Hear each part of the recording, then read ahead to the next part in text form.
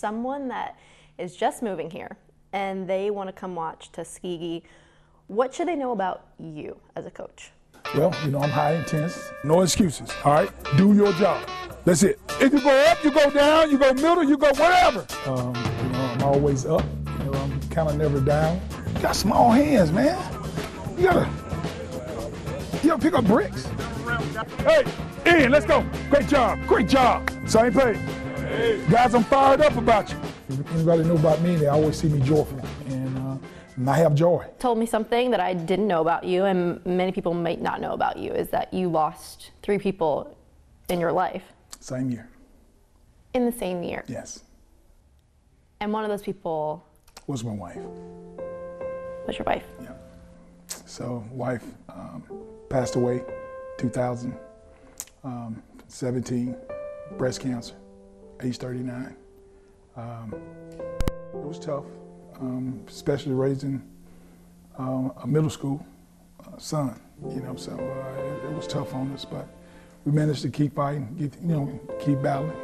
And also, when she was battling her sickness, I kind of stepped away, and my assistant head coach took over the team, Tony Oglesby. He ended up passing after I returned, 5 months after my wife's passed. And then we lost my tight end coach's 3-year-old son, passed 2 weeks after, burying Coach O. So it was tough, really tough, really trying times. What's her name? Monica. Reginald, I would have never guessed that you have gone through such pain, just literally meeting you today for the first time. What does that say about you? I mean, I would have never guessed. I mean, I'm sure people don't know this about you, but you have such fight. Why? It's just joy, Jesus on me. So I just have Jesus, the word joy. Jesus on you. So, I have the love of Jesus on my life. And I just think someone has to go through something to get to where we need to be, or be that beacon light of hope to show people, life goes on. The thing that I enjoy most is that my wife, she loved Tuskegee. She wanted our son to go here. So my son is here now, and and then to turn around and just for her to say, hey, you got to keep going, on her deathbed. You got to keep going. You can't give up. Those boys need you, and I remember that. The day she told me to leave her bedside to go to practice or go be with the team, and I said, I can't do that. She said, yes, you are going to do that. And I had to leave to go, and because that's what she wanted. She said she wanted me to keep on, carry on. And then to come back to a place where she loves so much, I didn't want to take her away. Back when I had the opportunity to go to become a head coach in college, at the college level, she was my #1 support, my #1 rock. And but then to come back to a place and fulfill what she said she wanted our son to go, that's even better. What's your son's name? Gabriel. Gabriel. Mm-hmm. So how often do you and Gabriel just talk about that moment where, like, he's here, he's doing what she wanted, he's here as a student? Does he play football? Plays football. How? So it's surreal. So it's surreal. It's surreal. For me, it's surreal to see him to come down and to come back to this university and come back to the same office and go in one of the coaches' office and see the little initial G at the bottom of the base where Gabe was one day writing on the wall, and that G is still on the wall when I whooped him that day when he was younger. And to come back and tell Coach that G is still there, and Gabe did that. So it's it's like I said, it's surreal for me and him to talk about getting this degree from a special place. A special place for you and your family, for sure. So the day that you got the call to get this job, can you take me to that moment, and what were your feelings? Well, listen, I'm telling you, it's steps of a good man's ordered by the Lord. So I think getting this job was the same way I got the Miles job, and that is that we played Miles College.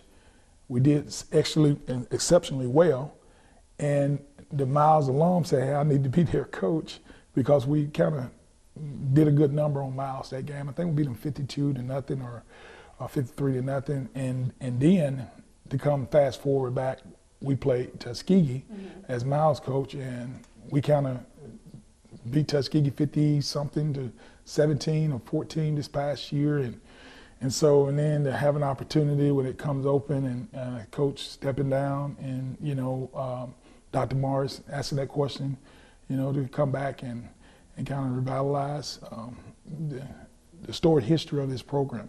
This is a winning program. It's nothing that I'm going to do. I mean, it was done with Cleve Abbott. It was done with Rick Comedy. It was done with Willie Slater. I'm just in the driver's seat, just trying not to mess up all the number of wins that this institution has won in terms of football. Mm-hmm. Do you feel pressure? There's a lot of pressure. Mm-hmm. Coach Slater makes it real hard. Knowing a guy that recruited me out of high school, and I worked for him as his defensive coordinator, assistant head coach, and he's the second all-time winningest coach in the history of Tuskegee football. And Coach Comedy is number 3, and Cleve Abbott number 1. Hey, it's a lot of pressure. But that could be you.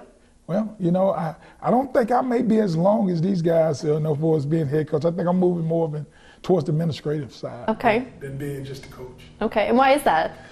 Because I think my background, leading people, getting people to move in a direction of bettering our student athletes for the mentality of growing them up in the way they should go when they're older. They're not going to depart, and then just loving these student athletes and making them be better citizens, better people, pillar in the community, and giving them the best resources that they could possibly have. And then when they finish, they are great in the community and great leaders. And so if I can do that with coaches and give them the resources that they need to do that for student athletes, I think that's my calling. You mentioned your time with Coach Slater here when you were the defensive coordinator. Take us through those years, and even looking on the wall over there, you pointed that out. What is that, and what's it like to see that? Coach Slater's always been a winner.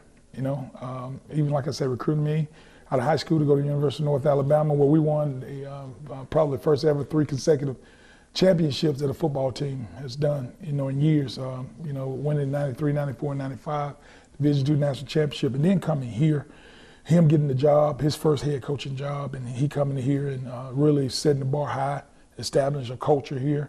And it was great working for an awesome man, Christian man, just believing in the young men that he coached on a daily basis and took care of his coaches. And, to come here and to be a part of that, because I say Tuskegee means the world to me. My grandfather graduated from here, got a lot of nieces and cousins that graduated from here.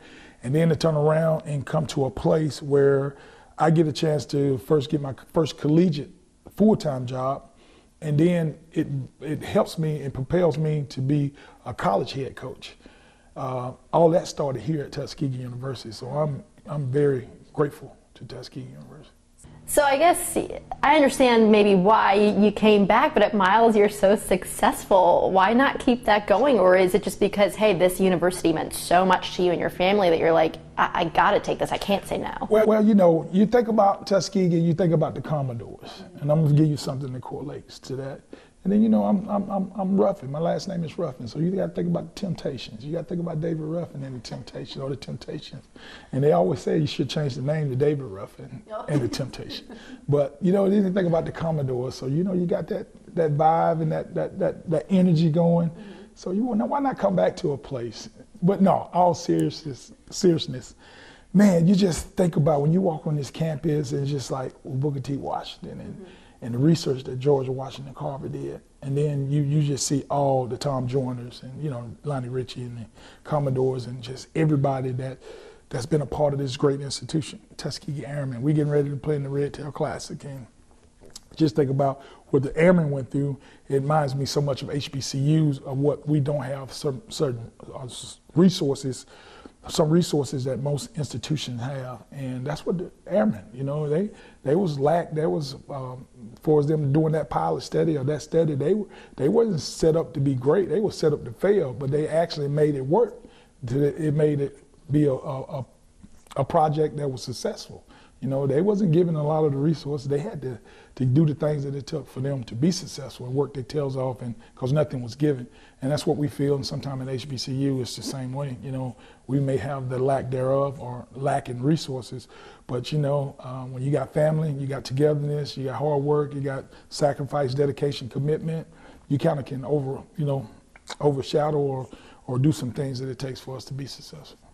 So being this new head coach here, at least, what do you What are you going to bring to the program? Why should players want to play for you? Well, number one, you're going to get a great quality education. Anytime academics and athletics align together, and it aligns perfectly here at Tuskegee University, you got one powerful entity, you know, and because it's all about what you do in the classroom and getting that degree. That's what you're coming here for.